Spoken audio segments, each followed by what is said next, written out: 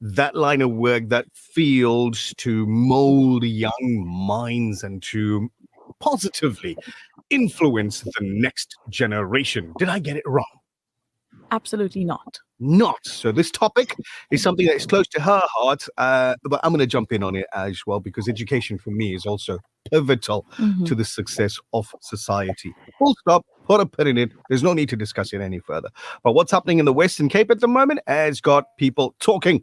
So the blame game has ensued over the looming teacher post cuts in the Western Cape, with unions saying the situation could have been avoided if the Western Cape Education Department did not drag their feet in converting contract teacher posts to permanent positions. Pressure has been mounting on the Western Cape Education Department to review its decision to cut more than 2,400 teaching jobs from January 1. This means some contract teachers will not be reappointed after their contracts end on December 31, and some permanent teachers will be asked to move to another school where there is a suitable vacancy. The reason we're discussing this topic is because it may affect teachers across the country. So joining us this morning on the program is NAPTOSA Executive Director Basil Manuel. Good morning and welcome to the Breakfast Rush. Good morning, and it's a pleasure to be with you. South Africa currently has a shortage of teachers, and now we're hearing that mass job cuts are looming in the teaching profession. What are your thoughts on this? It's tragic, to say the very least. And of course, when we look at what the plans are in the education department currently, number one, to change our system from being purely academic to include those many children who for many years have been on the sidelines, to have more vocational subjects introduced, etc. You can't do that without more teachers, and now we're cutting teachers. We think about the grade R introduction. We need more teachers. Now we're cutting teachers. We think about the crisis that is there already under reading and so on. We need better trained teachers, and now we're cutting teachers. Something is seriously mismatched, and there's an amount of lies or half-truths being told to justify this. And this is where NAPTOSA and other unions have to come in, because we need to correct the narrative that is out there. Now, the news of the 2,400 teachers' contracts that won't be renewed in the Western Cape has sent shockwaves across the country. We are now hearing reports of strikes by unions. What can you tell us about this? The Western Cape is running ahead. Because of its administration, it is able to do so. So it was the first province to declare what we call the MTF, the Medium Term Expenditure Framework, which gives us eventually the baskets of post in a province. And all provinces have to get this done in terms of the law during the month of September, because by the end of September, every school in the country needs to know what its post provisioning is for the next year. So whilst we're hearing 2,400 in the Western Cape, KZN is talking about 11,000 posts. And as you can see, they haven't declared that, but should they, you can see that we are talking about a massive culling of teachers.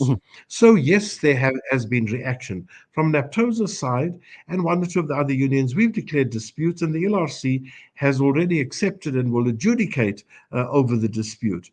And because we are wanting to see exactly what has been done in terms of making this determination. You see, we disagree about the narrative around we weren't funded for the salary increases in 2023. It's not factually completely correct. It may have a semblance of truth, but it is not the whole truth. Now, if you've just tuned in, we're speaking with NAPTOSA Executive Director Basil Manuel. Mr. Manuel, NAPTOSA recently met with the Basic Education Minister, Gwarube, as she took on her role in the ministry. Was the issue of budget cuts within the education department discussed with the minister, as this seems to be, and as you've just mentioned, seems to be the rationale for the job cuts? No, it wasn't. Our meeting at the time was the first initial meeting. We have put out a request for another series of meetings so that we can deal with this. But yes, we have been addressing it with the education department. But as far back as the end of 2023, this matter was on the table. And we had a meeting as NAPTOSA and the other unions with the Director General of Education under the auspices of the LRC and all the heads of departments of provinces, together with Treasury, to look at this threat of austerity and the threat of budget cuts, etc. And the one point we made there, and I reiterated, was we called for the protection of our socially based departments like health, like policing, and education, because they are people intensive, number one. Number two, when you impact on those departments, you impact on many, many other people within the general populace. And we pleaded, and in fact, everybody thought it was a very good idea to look at other departments that are less, have much less to do with the actual people of the country. But we believe that that wasn't done. I was busy making a point about how one stretches the truth a little. Teachers did not receive a salary increase since 2020. You remember the infamous court case that happened because of the last leg of the 2018 agreement. However, then they did start receiving an allowance, a cash allowance, non-pensionable. Now, provinces had to budget for that.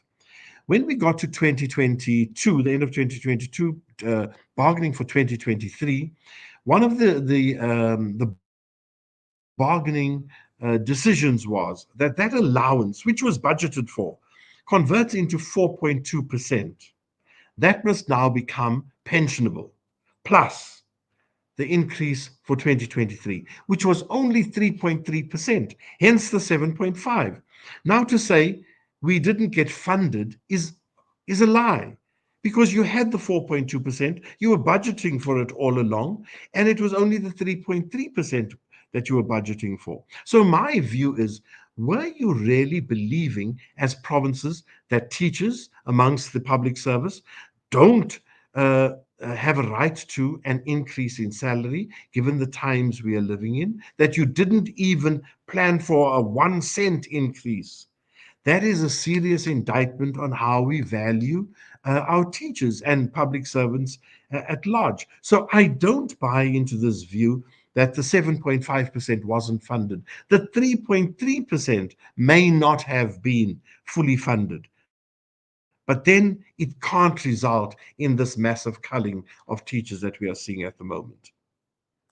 As a final question, a presentation to the National Assembly Portfolio Committee on Education revealed that with a 4 billion budget shortfall, the KZN Education Department would be unable to pay 11,092 of its 90,000 teachers.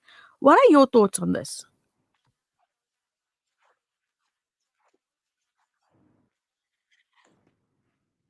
KZN has had a problem for a long time. And remember that austerity and budget cuts is not the first time we've had it. The previous year and the year prior to that, we've also seen little bits of CA and the like. And we complained bitterly about this. So KZN has been sailing very, very close to the wind, barely being able to afford just the salaries of its staff. Even today, the pay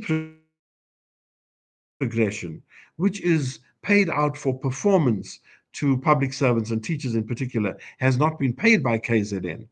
And if this should be left to run its logical course, we will see more than 11,000 teachers retrenched. And that will mean that the entire education system as we know it is in danger of crumbling, is in danger of falling apart. It is a human-intensive industry. We cannot afford to work without people. And if you are planning for class sizes of 60 and 70 and 80, then this is the plan. But if you're planning to improve the quality of education, we've got to look at things differently. So there are a variety of meetings happening this week, including the minister stating that they will be talking to Treasury. We are in the LRC. We are talking to this issue as well. But at the same time, let me add, we are busy bargaining for salaries 2020. Now, amidst everything that is happening, there is going to be a lot of pressure on money, and we've got to solve this problem sooner rather than later. KZN is in serious trouble. Indeed, I want to thank you for your time this morning and bringing this valuable information to our listeners, and to wish you and your team all success in your endeavors. Thank you to the NAPTOSA Executive Director, Basil Manuel, for your time this morning, sir.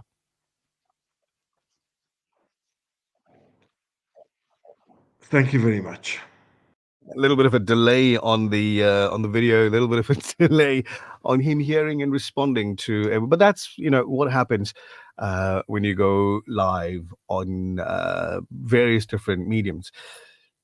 As an educator, as somebody who's trying to get into education as a career, how did that interview make you feel?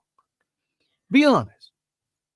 For me, the saddest part about that interview is that decisions made by grown, educated adults. Yeah. These grown, educated adults are people that young babies rely on. And I say babies because we're talking ages 4, 5 and upwards. This is your 00, grade R, etc. What are we doing, putting ourselves aside, what are we doing to them? All of this. Is education as valued as we feel it should be in the country? All of this is impacting them negatively. Absolutely. And before ourselves, they suffer. You have, in certain schools, over 700 learners in the school. And I'm talking schools that just start at grade R to 4. If you go from schools that are R to 7, easily over 1,000 learners at the school. What is happening to them? Where is the quality of education that is their democratic right? That same question can be asked of students, pupils, if you will, for the last 2 or 3 decades. The exact same question. Where is the quality? It's gone. I mean, remember back in the day, we used to talk about certain names, and I can't mention the name, or names, plural.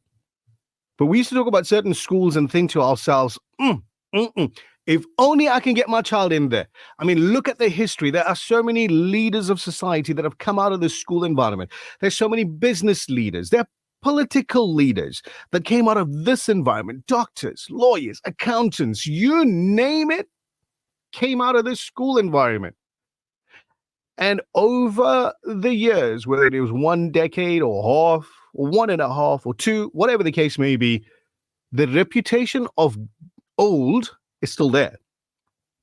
The ability for the school to currently meet what its old reputation dictated is completely diminished. Completely diminished. This is my opinion. It, again, personal opinion. Yeah.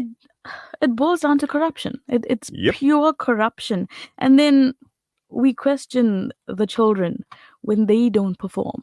We question them when they walk into society with personalities that we are not happy with characters that do not meet standards. But what standard have they been exposed to? What have they seen in their 12 years of schooling? What have they seen us do as a society? Because they know, they are exposed to it, and what they see and hear is what they do. That's it. Time to go. Time to end the show for today. Be the best version of you. Do good. Be good.